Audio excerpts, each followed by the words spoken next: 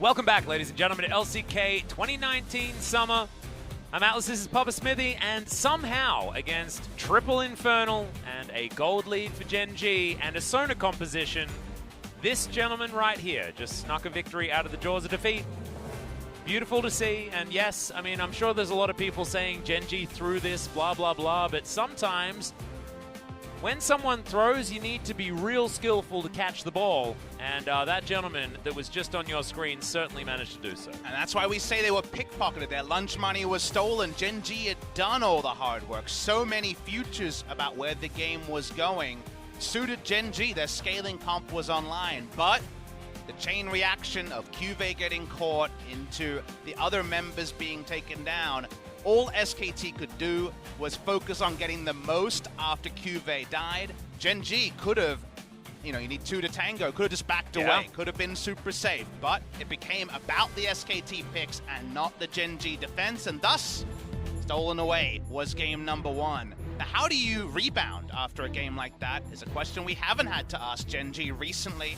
On a tear with Fly in the roster, here is the true test. Gen.G down 1-0, second game in this series, patch 9.14 with Mordekaiser global ban.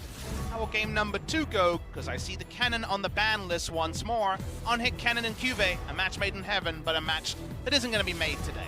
Yep, I have a feeling that Neeko's priority is going to go up. In this series, of course, with the Cannon ban, CuVee can just play the on-hit variety of her if he would like to. Corki going to be banned away here. I'm glad to see it. Saw a lot of Corki. In 9.13, sort of done with that particular champion.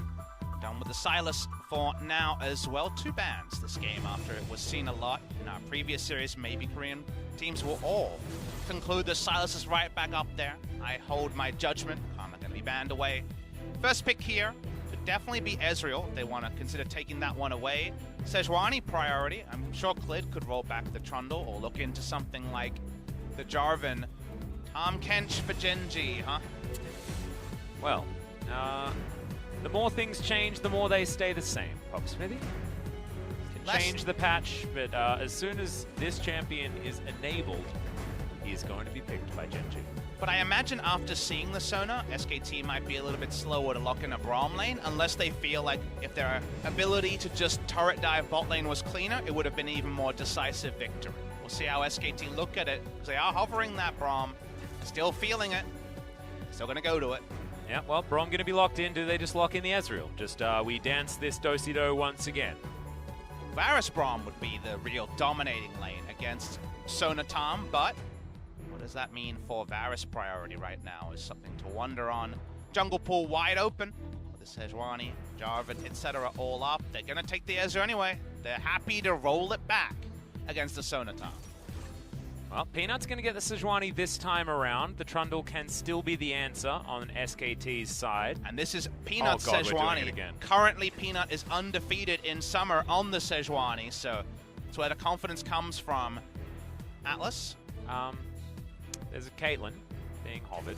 The Trundle is going to be locked in, Papa, so we don't need to talk about any crazy shenanigans with our mid lane Caitlyn or mid lane Ezreal, top lane Caitlyn. Who knows where these champions are going. But the shoe is on the other foot when it comes to the Sejuani and the Trundle. This time, Clid going to be picking that one up. Peanut was on Trundle duty last time. So we'll see if that changes the rune choice. Because again, Halo Blades or Fleet Footwork might be taken by Peanut on the Sejuani. We'll wait and see what his decision is.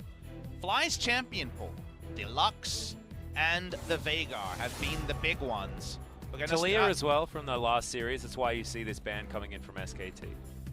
Wonder if we're going to see that rolled back, because it could definitely be Neeko versus Lux once more.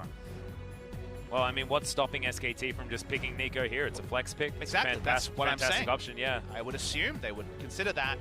Fly has always had a pretty limited effective champion pool at one time. This season's been the 3. Now the Talia banned away from that. I believe we might have played the Karma there as well. 100% clear. Yes. But Gen.G final ban against SKT, whose solo lanes are both up. They're probably happy again to run back a lot of the previous draft. The GP into Aatrox was fine. The Lux mid into Neeko was fine. Those were not the reasons they won or lost, but I guess they're going to make the adjustment and say one game of Aatrox is enough. It would actually be a surprise not to see Neeko here from SKT. I've written it down on my sheet already. Papa Smithy That's in is going to pen be locked atlas. in. You like to live dangerously. I was living dangerous. I didn't even bring my whiteout, okay? Damn. Didn't even bring it. There's no corrections available. Wrote it as big as possible on my sheet. Only step forward to write it in blood. So we'll see how the things go for the future. Well, we're going for a glacial composition on the side of Gen.G. I think Camille a little bit more likely here, but we already know how that matchup goes top lane. If it ends up being a top lane matchup, so it's just going to be a mid lane attempt to put the Camille in and kind of play your cards face up against the side of SKT. It's not. They're happy enough to go into the Neeko if it's top now. It's almost always FLICKR's pick.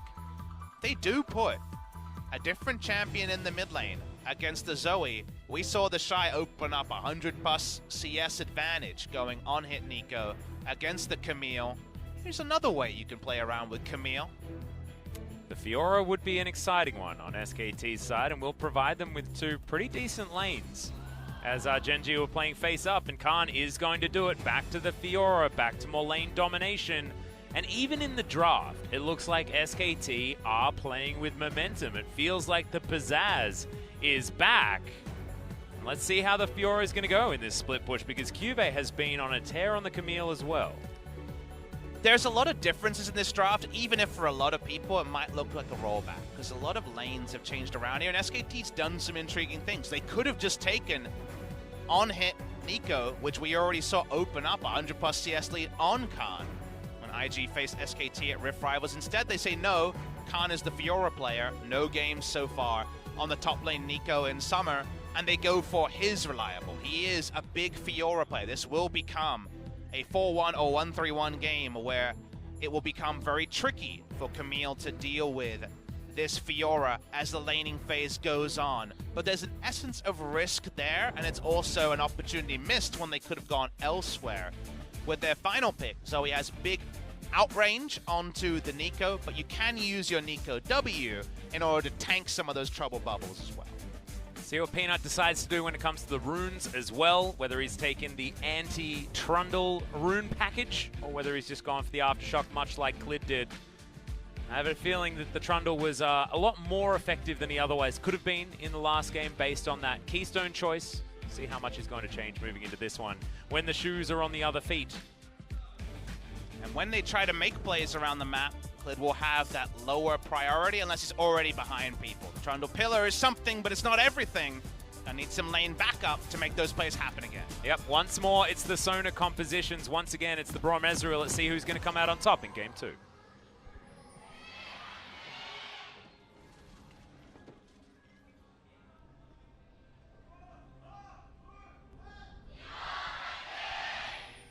Ballpark exploding as T1, SKT, T1. That's a next year thing. I know. I was getting a little bit ahead of myself. Are on the brink of 6 matches in a row and 12-game victories in the LCK in a row as well.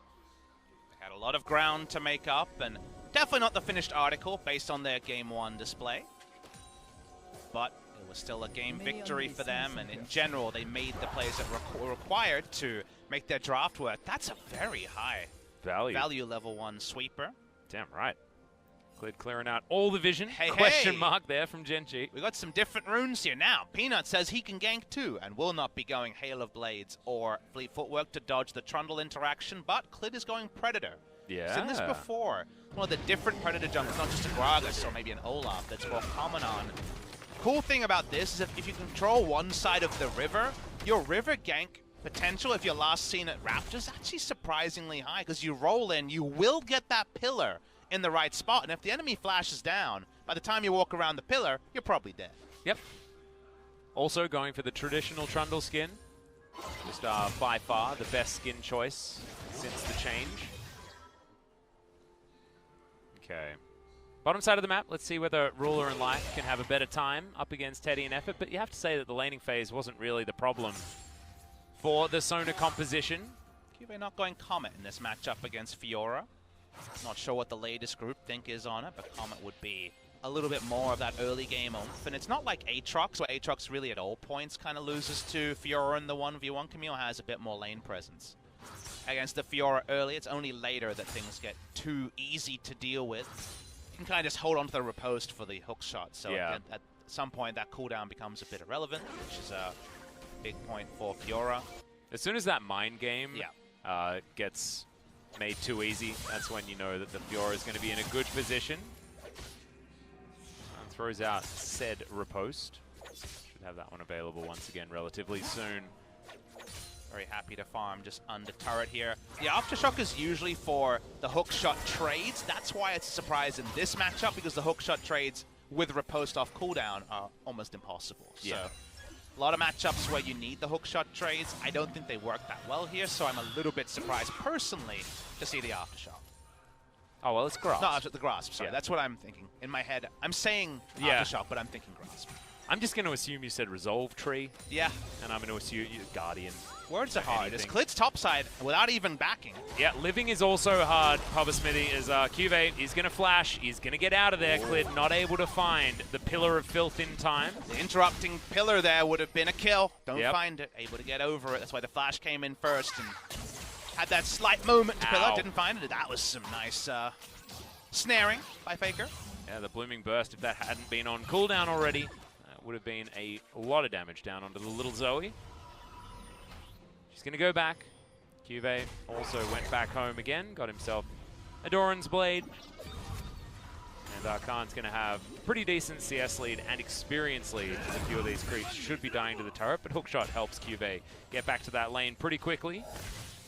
Just another Braum lane into a Sona lane. I reviewed a game with this same sort of composition when Cloud9 lost to COG on the weekend, and people were asking about how do you stay CS for CS as a Sona lane? That should never happen. But again, we've been talking about how Tahm Kench isn't usually under that much pressure in this matchup, unless you have the mini-wave in an awkward spot as mid lane. Yeah, Snare comes down, Blooming Burst, a lot of damage. Clid, perfect positioning. Trouble Bubble is going to land, but this time the pillar is true, and Clid just smacks him with his hammer, takes down the Zoe for first blood. A hard nut to crack, but finally they find a way to take down the Zoe. Not Flash, not Cleanse could be enough to turn it around. Big moment for SKT. Whenever Trundle finds the first gang, you definitely take it to the bank, and they might actually try to turn it into a super high value Ocean Drake. The Faker's there to guarantee. Yep, the on-spawn Ocean Drake. Here's going to be picked up. And it is going to be comfortably gathered. Effort's the one that's using his health bar. He's, potentially wanted to go back home anyway, and Teddy's going to just farm underneath this turret.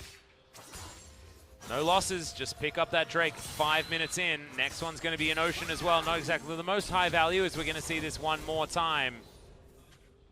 Watching the chase in mid lane, not able to open up with the Trouble Bubble earlier because of the Shape Splitter W being used there. Fly played this as best he could, but with Predator, you're gonna bounce back. That Zoe didn't get the connection topside, gets it in the mid lane, and that's a really nice kill here to relieve pressure, as with a flash advantage, FLICKR isn't under anywhere near the same map pressure against the outrange of Zoe. Yeah, flash advantage and a 20 CS lead at 6 minutes into the game ain't bad at all. That's a wombo combo right there. Yep, surprised that we saw the Aatrox ban from Gen.G. Let's just say that, as Khan taking a hell of a lot of damage here from CuVee. Couldn't get to the Vital. CuVee did a good job of protecting it with the wall below him, so... Actually thought that Khan should have been able to get it there. Almost had the angle as Peanut, he's waiting around. Doesn't have the prison. Oh, Clid and FLICKR walking up as well. Yeah, Control Ward is going to spot the bad news here for Gen.G as CuVee hook shots. Should be able to get himself out. Another pillar is not going to be enough. But the moment they reveal themselves walking down, maybe there's actually a way for Peanut to make something happen here as Fly's coming in. They're looking for the pincer. Yep, he's got a dash cannon. Doesn't land the paddle star as there's another Pop Blossom. Does get one of the stuns onto Peanut. Khan's going to make his way down. Faker's dead already, though. And now the flash forward from Fly. Gets himself the skirmisher's Saber Smite, and Clid will be falling. But Khan's able to take down the Camille off the back end. Peanut taking so long to kill this Trundle as Fly dealing with Khan as best he can. Trouble Bubble is going to be blocked by the riposte, but Fly's not going to get hit as Gen.G managed to hit level 6. Lands it onto Khan there. He's looking for the riposte cooldown to come back up again as Fly's just trying to kill him, but he gets underneath the turret and Khan should survive. So much in close quarters fighting with a Zoe that we don't very, very rarely see. Trying to get the push here. Doesn't want to leave the minion wave. Frozen in an awkward spot for his top laner. Fly gets a decent connection. It's not going to be the ideal lane spot, but Khan is definitely going to need to go back. Fly played this one really, really well when it comes to his R timing, because not going to be surprised by the Pop Blossom is able to actually ult through it with the portal jump. They take down FLICKR, and then it was always guaranteed to be 3v2. Khan understood his limits, though, and the healing position meant they got one kill, got out. Only at the top side do they actually finish off the Trundle to make it a 2-for-1 overall. Yep. Looking back to live, Clid was thinking about some sort of gank attempt. You can see the vision from SKT on the bottom side of the map. It's a Christmas tree. As CuVee, he's jumped into the mid lane. He's found FLICKR. Pop Blossom going to be used defensively. Lands the double stun, but the flash has to be used immediately. So successful gank here from Gen.G. Get themselves an ultimate and a flash. Should help calm the Neeko down. Was just starting to get a ridiculous lead, as you can see. It means a big flash window in about a minute, where the flash will be off cooldown for Fly, but still unavailable for FLICKR. Played at a good pace this game, and we have sliding scales here in the LCK when we can have some pretty long lull states. Through all of this, Ruler and Life have been CSing alongside Ezreal Braum, as I alluded to. That's the norm of these Braum lanes, where it's much harder without jungle attention to drive pressure, and pressure's been everywhere but bots so far in this game. Yep, Gen.G probably comfortable with it, but SKT seemingly also completely fine with that situation. 200 gold lead for Gen.G's duo here. They have multiple ways to farm. That's a 9-minute transform. Much better than last time. The Spell Thieves. Yeah, you'll take it for sure. 7-minute has always been our gold standard, set by Deft, I believe. It's almost impossible to 7-minute. That was kind of the Viper and I guess to some degree Deft special, but everyone else is yeah. We've seen what, 21 minutes or something in one of those games? I mean that was an SKT attempt at a Sona composition, and theirs have not been the best. But if they can just counter it, maybe they're able to keep it off the pick and ban tree. You do feel bad banning Tahm Kench in 9-14 meta. Tactical sweep from CuVee, trying to offer some damage in onto Khan, who's got his Tiamat. Feeling very comfortable is the Fiora. As Clid takes his red buff and now spends some time towards the top side. Zoe can find a bit more the happy laning phase here now with that flash advantage we spoke about. Still no mana items, so being very honest about mana spent, and no blue buff here for Fly.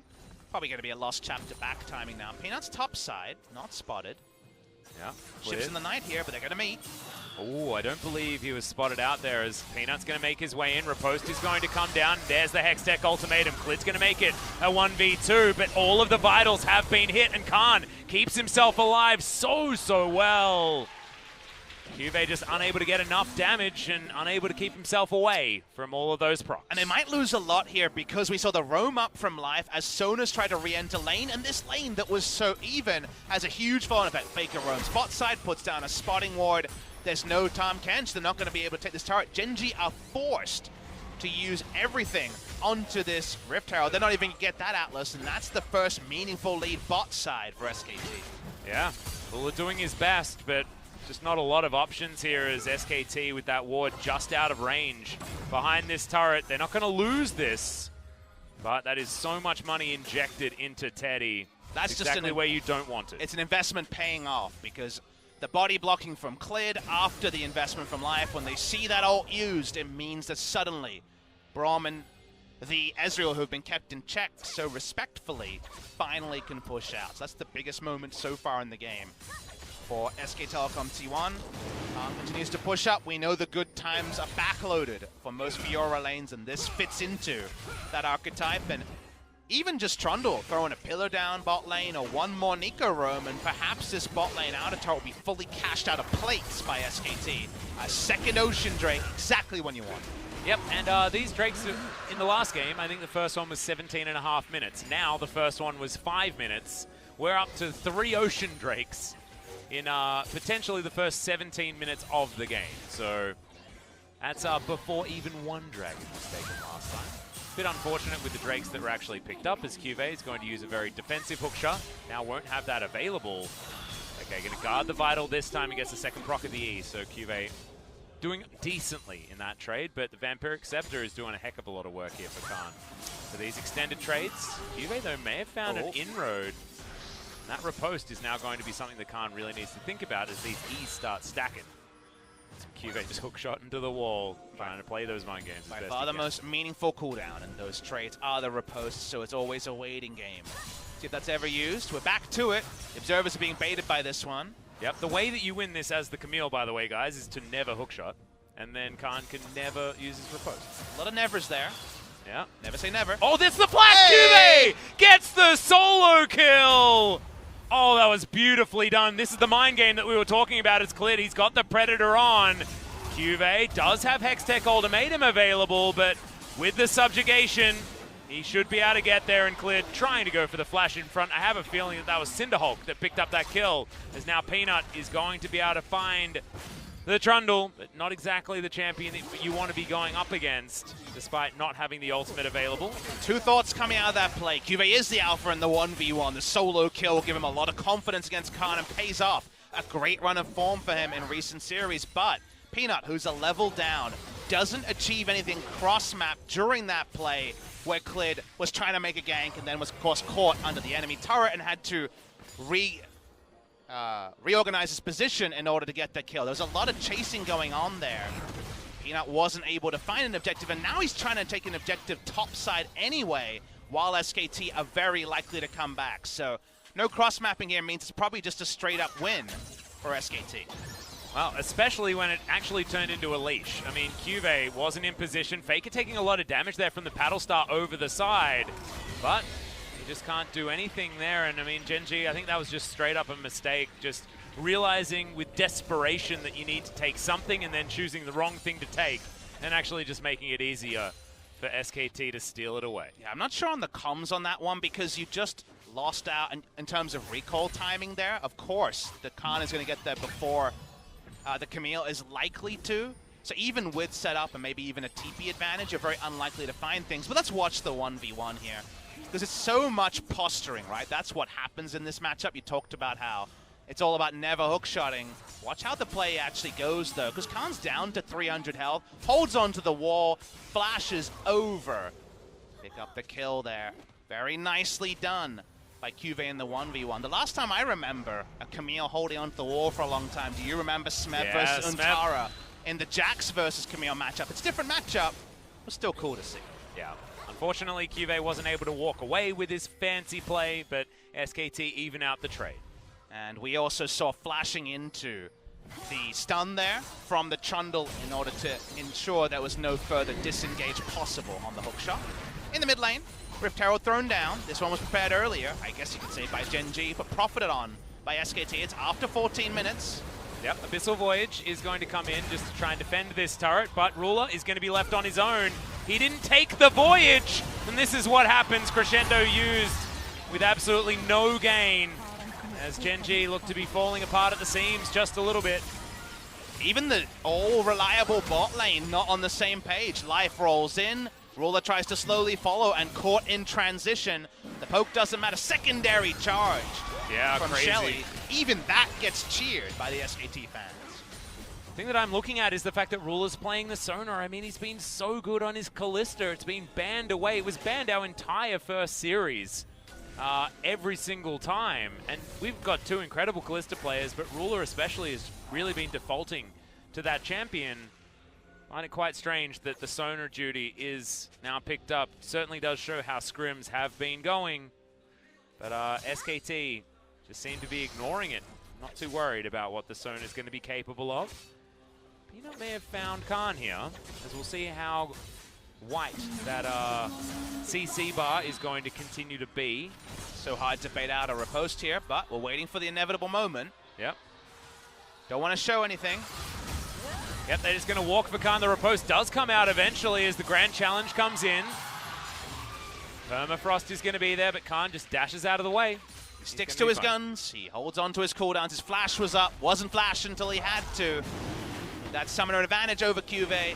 Nothing ventured, nothing gained. SKT will get a free third ocean from this. Well, watch the replay. Life opened up and could have actually had Ruler join him. Ruler had other ideas and wanted to perhaps get a ward down, caught in transition there. Seems like the duo lane on different pages for the first time in a while. Yeah, it felt like Ruler sort of wanted to go for a flank or something like that, but the vision from SKT was just too good. 4,000 gold now the lead, the third Ocean Drake as well. It's like SKT have their own Sona.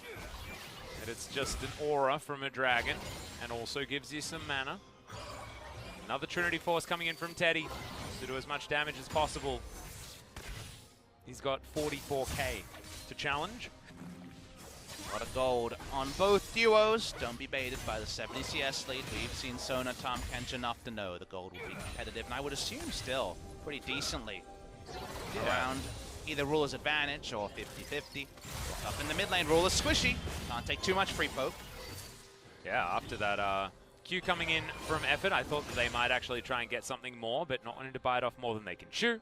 Triple Ocean pre-20, you know? Like, yes, you probably prefer the third Drake was a mountain, so you maybe could play a Baron game, but Triple Ocean really is pretty impressive.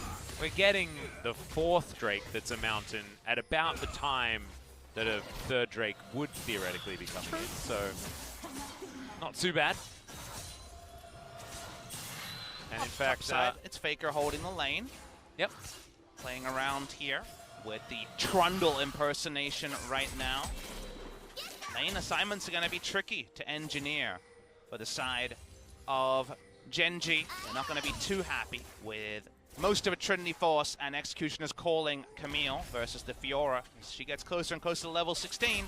Level 16 Fiora. Not many side laners that smile at the side of that. No. Have that level advantage like you're talking about. Clid walks over a control ward. Ruler in a precarious position in the mid lane. And FLICKR utilizing this map pressure that SKT has in order to take down this outer turret on the top side of the map. Unanswered has SKT been when it comes to those turrets. Is Khan looking for Fly. Grand challenge once again as Peanut's going to turn up. Doesn't find the ultimate there as the riposte now going to be on cooldown, and now it's going to be whether or not Khan can lunge in time, and he just straight up can't. Has to flash to get himself out of the way. The flash forward from Fly, and the Arctic Assault's going to miss, but it's not enough. Enough sparkles available from Fly as Abyssal Voyage, double teleport, make that a triple as FLICKR gets himself into the brush behind Gen.G. Actually, no, that was the shape splitter. Damn, I get confused about Neeko sometimes, but Gen.G still hunting for more, unable to quite find it, as there was a lot of buttons pressed, and now inroads available for SKT in the mid lane. For both teams, there's a lot to talk about here, because so many teleports were used by Gen.G, and no more benefits found. Teddy's TP up, Khan dead, of course, and keeps his. They're going to rotate through the minion wave, tank it up, get some more, and now Ruler. Yep, the flash forward. Great double use of the crescendo is going to keep Ruler alive, but now that's the flash. Actually, no, he kept it available somehow. And with the TP, they actually TP topside, tanking up a minion and trying to get another turret here. So after losing Khan, SKT have exited up, and they might not get this turret on this push, but they're keeping the full court pressure onto the side of Gen.G. Yep. They should be able to at least clear out this minion wave, but the problem is that 1 to 4 at the top of your screen, SKT have been able to get around this map, and when you see a Fiora comp that's able to play this map control game so well, even during the early and mid game, that's when you can feel really upset about how the rest of this game is going to go. Because it's all about that split push, it's all about how much map control you can gain and really leverage your power in that 1v1 against anyone that comes to try and take down Khan. But I think it was a pretty decisive decision to roll back the same bot lane. You know, they knew that Sona was very likely to come out. You have your issues with Ruler on Sona, and because of the player, I can agree with you, but the theory is get a free lane as Sona, feel pretty good about it, and you can potentially wield it as a weapon. But you do give up things, right? Lane pressure is something you don't have, whatever the CS numbers show. And it's with the lane pressure and with their early inroads, SKT have gotten forward vision. They've rotated first. They've tried to get catches. And speaking of catches, CuVee going to be slowed. This will take a while. Glacial Augment is one hell of an ability as the rest of SKT are going to turn up. FLICKR still hunting for more. Just the tip And FLICKR gets it with the final blooming burst. Cool guys don't look at explosions as they walk back up the lane yet again. CuVee also going to suffer the same fate as Khan from that last engage. CuVee's flash is down, his life is void, and the rest of his team has very low Baron damage. When it's a Sona comp, you're not really respecting there to be a Sejuani, Zoe, Sona, Tahm, Kench, Baron. If it's going to happen, it's going to be slow. SKT don't care too much about it. Khan, he's on the weak side, he knows that, but will he be caught anyway? Well, we'll see whether this trouble bubble is going to land, is the question. Paddlestar is going to be set up as body blocked by the Krugs. No melee champion to assist there, so very hard to get much as it's just going to be SKT getting another objective. We called for a mountain. It's going to be the 4th Drake, but it's only 23 minutes into the game. Peanut stays top in a very low percentage gank chance against this Fiora. Seems like Gen.G call that as the best use of their time as they reset to a map that's in tatters, and SKT has control of at least 70% of it. We have to remember that last time around Gen.G did have control over the dragons, at least up until the 3rd one. They were able to take down double Infernal very, very early, which helped them be strong. As speaking of being strong, Teddy finds his QSS button extraordinarily quickly. Very respectful instant flash as well. That's a nice duo of things being blown. You can see that he just wasn't surprised by that particular initiation there whatsoever. 1-0-1, Teddy has been the backbone of SKT for this whole series thus far. I mean, SKT have such a vice grip on Baron with outer mid, outer top, and red side control that losing mid lane turret would be a disaster. So it's bot lane, we've seen this before. Yep, hookshot comes in, CuVee gets himself out of the way of it, out of the way of the pillar for the moment as the Grand Challenge is in and CuVee's very much dead. Free health boost, but honestly, I mean, with triple Ocean Drake, you're feeling like you have one of those under you the whole time. Yeah, just trivial kill to pick up, nothing that CuVee can do in that scenario, and Gen.G have no power anywhere to actually inflict pain on SKT. They can go bot lane and never respect Baron. The map as it is right now, even with some wards towards that area, from Gen.G you'll notice a SKT control ward right behind the Baron. That gives them the ultimate confirmation of the idea they already have, that they're not worried about Gen.G starting the Baron. SKT can return to pushing, and it's so hard to see Gen.G finding a foothold in this game. They were able to do that in the previous game. But right now, at least, SKT are kind of just profiting off CuVee and the bot side again and again. And when Trinity Force level 16 comes in, Tahm can do that alone. Yeah, that's the thing that I'm quite scared about as well. Execution is calling, has been completed for the 1v1 Ages for ago. CuVee. Yes, of course. And the Ravenous Hydra is what that's answering, of course, but oh man. Khan is going to become much bigger than is possible to be dealt with by Gen.G, and already you can see that based on the laning statistics, 30 CS in the lead. Is this Fiora? And all the items done for FLICKR as well. I mean, he's got the Glacial Augment Bevy in that mid lane. Getting in there and tussling with Peanut, forcing out a smite, even getting a smite. One charge down now for the Sejuani. But Gen.G want to be sieging. Speaking of sieging, probably going to be caught, and we'll take a bit of damage here, you would think. They want to be sieging and then transitioning it into Baron with a strong 4-1 draft, but Camille's been answered by Fiora, and that means that that part is never possible. So they just need to be sieging, but they have no map control atlas. Yeah. And that just means that to put those two things together, we wondered if it would be via the on-hit Neeko or if it was going to be via the Fiora in this case. I think either way, the result is very similar, right? Very hard. You find it very hard to do anything on the map that isn't SKT decided. That just means that SKT continue to trade up at every avenue. Yep, another Pillar of Filth down in the mid lane is cleared. It's a Pillar of Ice now. They changed the names now. But this is the traditional skin, and therefore still looks like the Pillar of Filth, which allows me to say Pillar of Filth. I'll give you that one. Atlas, you earned it. You showed your working. That was some analysis by you. That's what I do. Did you pick that up in China? No. I just really loved original Trundle. Got really sad with the rework as FLICKR, he's going to turn up, gets the flash pop blossom, and that's a very dead Sona, meaning SKT in a much better position for this team fight. But can you even call it that? The bottom lane has been eradicated, and Fly, there ain't nearly enough sparkles to take anyone down on SKT. I'm pretty sure the classic kid song is Pop Goes the Weasel, but it was Pop Goes the Sona there, knew exactly how much damage put out alongside the Ezreal. Here's the Baron. They now have the vision confirmation on. The threat wasn't there from Gen.G. It's real from SKT. They pick up the Baron, and it feels like this Baron push might be a game ender for SKT. And you can just feel how hungry FLICKR is for these victories. Just making the decision that I'm going to kill Ruler right here, and was able to even dodge away from most of what that crescendo was able to achieve as well. Just stunning stuff from the SKT mid laner.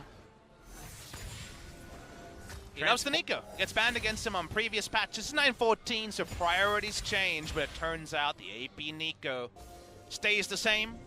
SKT roll up. Gen.G have no physical damage, wave clear, so these Barons are real hard to deal with, and the Fiora only a little bit easier to deal with. Yeah, and this goal graph from the last one that was a bit of a heart monitor, a bit up and down, has now turned into a very different story. It's just a slope that's getting increasingly steeper as life.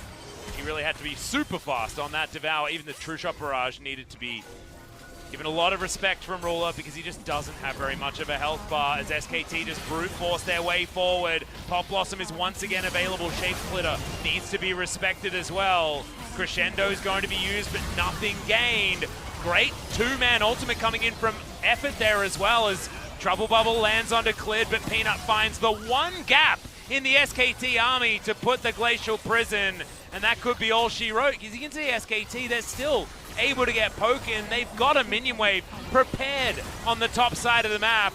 Fly down to half health now. Peanut does have a health bar to work with, and SKT is starting to go lower as FLICKR. No flash this time around and no Pop Blossom now as CuVee thinks that it's time to go in, but I don't think it is. Blooming Burst is going to come down. Life is going to sacrifice himself for the good of CuVee, but is it the good of the team is the question. SKT find the one pick, and now they're back onto Nexus turrets once again. Effort goes into his stopwatch. You've got second Nexus turret now under fire. Still a lot of members left of Gen.G, but SKT are done with this game, and they want to take down the Nexus and seal their 6th 2-0 in a row. They just want to kill this Nexus. Can they actually do it? Clid's there, two-man crescendo. Not enough. SKT 2-0. Sub 30 minutes, SKT able to close out game 2. They rolled back the Ezreal Braum, but they did it oh so much cleaner, oh so much better.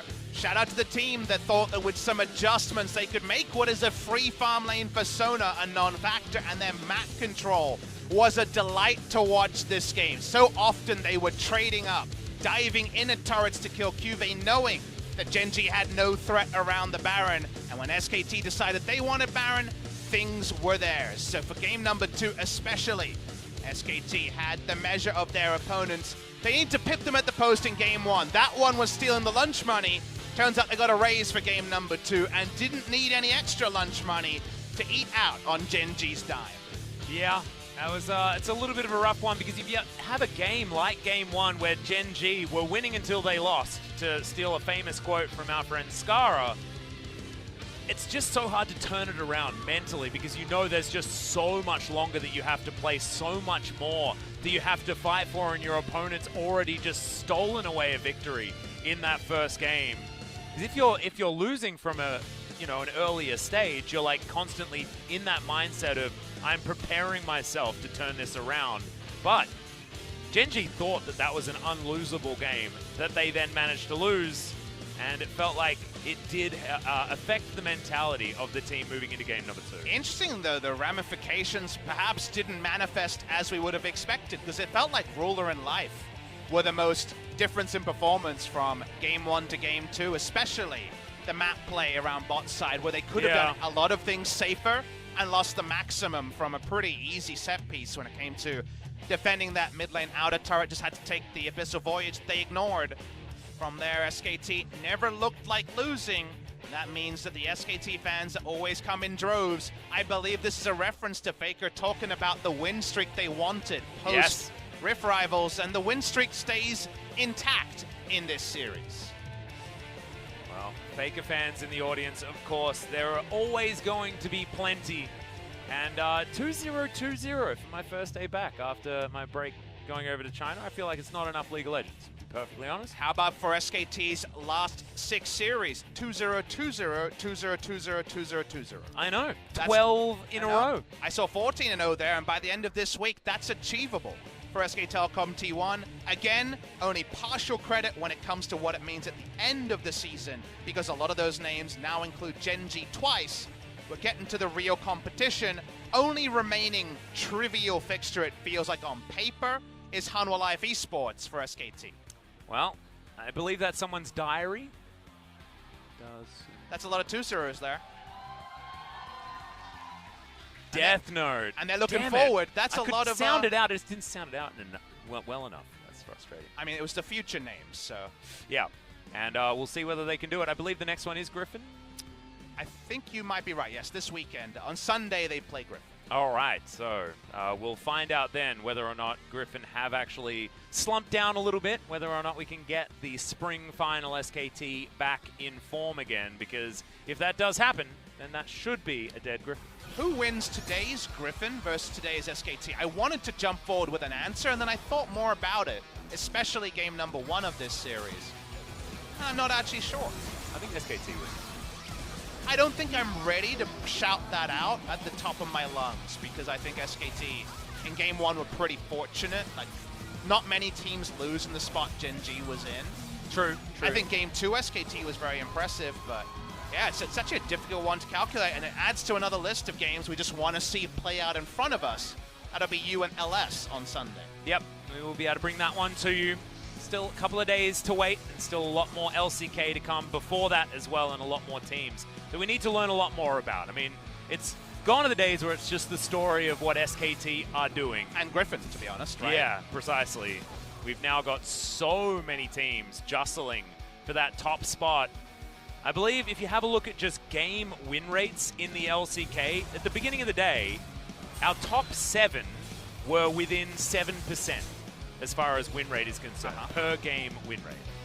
Just shows how close things are between Damwon Sandbox, Griffin, Gen.G, Kingzone, SKT, and the FLICKR Freaks. I think we're going to see that our 1st and 6th and 7th aren't very far away in terms of games won either. Yeah. By the end of today. Well, I mean, because this only makes it narrower at the top. Yep. It was, what is it? Yeah, there are between 19 and 16 game wins.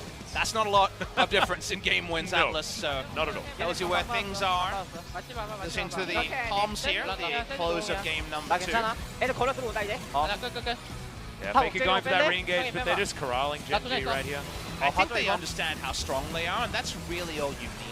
As SKT here, there are teams with Baron that have to retreat in scenarios like this, but I think SKT's hold out their cooldowns well and very cool-headed, it sounds like. Yep. Also, Tahm happy just to flash in to go for that riposte. You saw how aggressive those flashes were utilized, understanding that this was that final push that they were able to go for. And at the end, they're just buying space for hitting the Nexus, right? Yep. There's no need to chase on for kills here. It's very much just, hey, kill the Nexus, kill the Nexus, probably the call that came down at the end of here. They get over the line. Good victory in game number 2, and a vindication of a draft that if they lost on would be very easy to turn on them. You just went farm for farm with a Sona Tahm. Why do it again? You saw the answer of why. They thought they could refine it and do it better, and hard to argue that that wasn't the result for SKT in game number 2. Yep, nicely done. And again, pretty decent damage coming in from Ruler. Had a lot less time in order to get that one done this time around, so only 26k. And the heart monitor, like you say, a lot more clear. Yeah, we're just slowly walking into the ocean at this point. I mean, it's red. People will hope that's a metaphor for what SKT are doing. It looks like a slow ramp, Atlas, and 1 and 5 was a spot they never could have imagined they were in, but we're positive now, and from here, first place in spring season. No Hanlabong to chomp on an apple for Khan, but 2-3-0. A lot of pressure required to be absorbed, and we were enthralled with watching all of that Sejuani camp topside. And Khan held on to his guns, and more importantly, held on to his riposte most of the time. Yeah, and I had a feeling it was going to be Khan for the MVP here, but there were arguments for a lot of different players this game around. Who'd you vote for, Atlas? I voted for FLICKR myself, because I felt like once again he landed a Pop Blossom and then the game was over. I was actually in the Clid school of thought, because I think Trundle can be tricky to pull off in terms of ganks, and he was pretty proactive here. I think he also played consistently good throughout the game, whereas there were some ups and downs. But you know what? You know, FLICKR and Khan. Khan had a lot to deal with, and he's had a lot thrown on his plate by a lot of the fans. So when you pick up a win for weathering the storm, there has to be a win for him. Well, the win for us is an MVP interview, so let's throw it over to G-Sun for the solo laners interview translation. Thank you very much, guys. This is G-Sun with today's last interview translation. SK Telecom, their winning streak never stops. FLICKR, how was today's game? So we are now starting to face some of the teams in the west side. So this was our first one, but it's really a big relief that we were able to get the 2-0 win. I think we're going to do really well in the rest of the split. Especially Gen.G was having a great momentum. So what kind of strategy did you guys prepare? Not like a strategy, but our team just said that this is a really significant match for us, especially a great timing for us to reach the higher point. So I think we are now in a better position since we got the 2-0 victory today. So FLICKR, your Neeko was open for game number 1 and 2, especially a card that is on a 6-0 record since the Rift Rivals. So is SKT prioritizing Neeko right now, like first picking it? Well, we were just trying some new style in terms of pick and ban, thinking of the Gen.G's style. So speaking of Neeko, yeah, it's have a really great engaging skills, so we kind of enjoy playing in it. But Neeko is a very difficult champion. How do you think of it? Well, the ultimate, well, I think it's not that hard to land.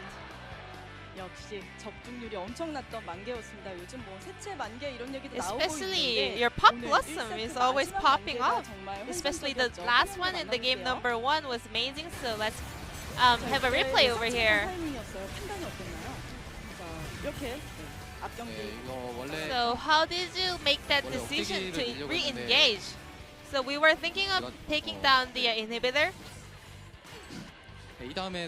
And after that, I saw the Gen.G players going a little bit in too much, so I just went in. So that's the Pop Blossom you mentioned, which is not that hard to land.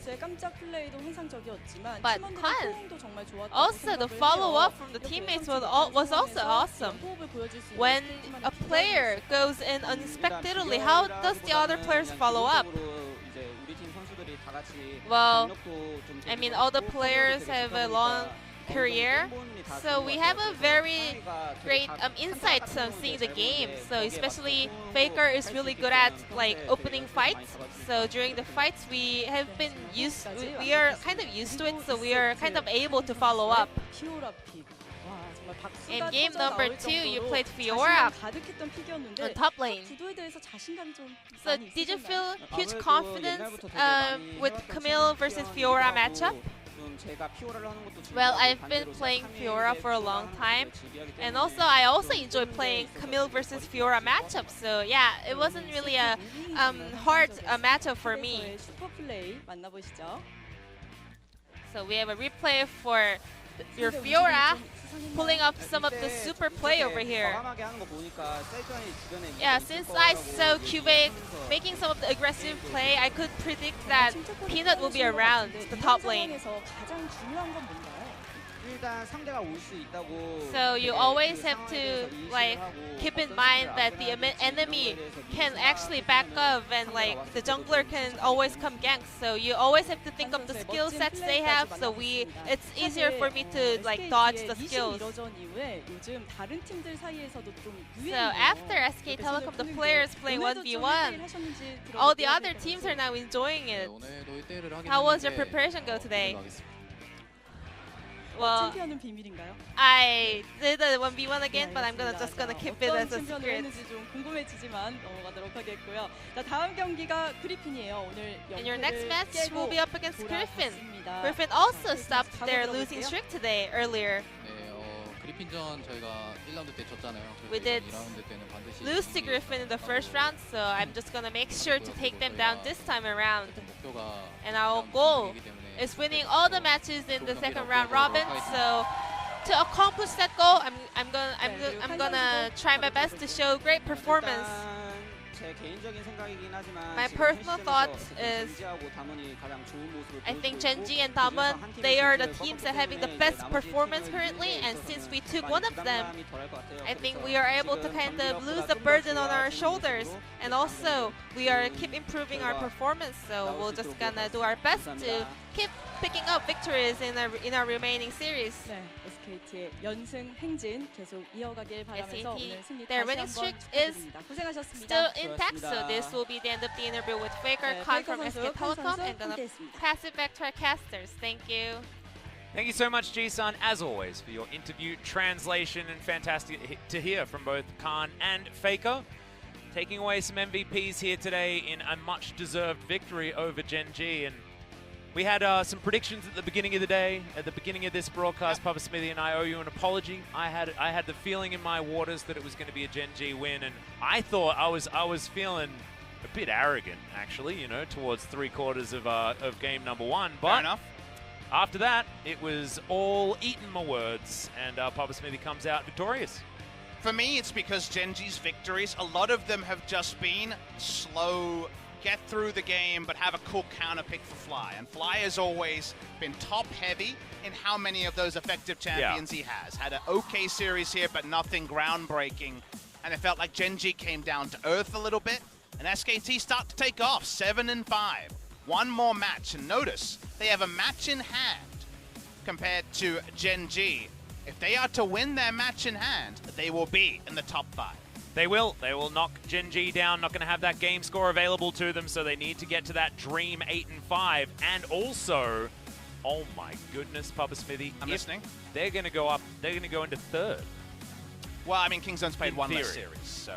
That's true. So Kingzone, if they win, will be able to escape. They'll be able to get that match. Kingzone control their own fate, but SKT control 5th if they keep winning. Yes. So. And also, because Griffin have already played, that matchup means that that swing will be SKT moving ahead of Griffin as we move into that day, if they are able to take that win down. That is real exciting stuff. A lot of ifs, but how about something guaranteed? We should have a great game number one tomorrow. Oh, absolutely. Damwon Gaming against Sandbox. Sandbox, top of the table again. Damwon trashed them just a couple of weeks ago. In this scenario. They get the chance to do it again.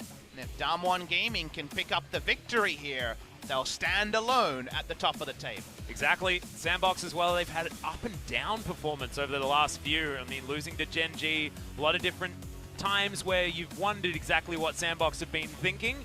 However, when they look good, they look real good. And then Valdez and I might be going on a bit of a journey in the second series of the night. This is one that we live for.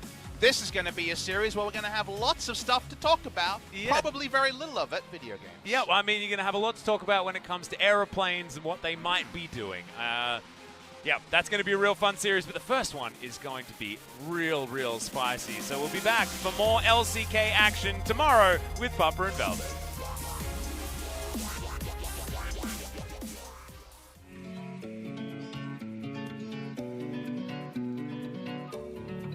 You take me higher when I feel low, make my world brighter when I'm alone. I keep on rolling, but with your fuel, you're like my gasoline that makes my dream come true. 'Cause this is the beginning.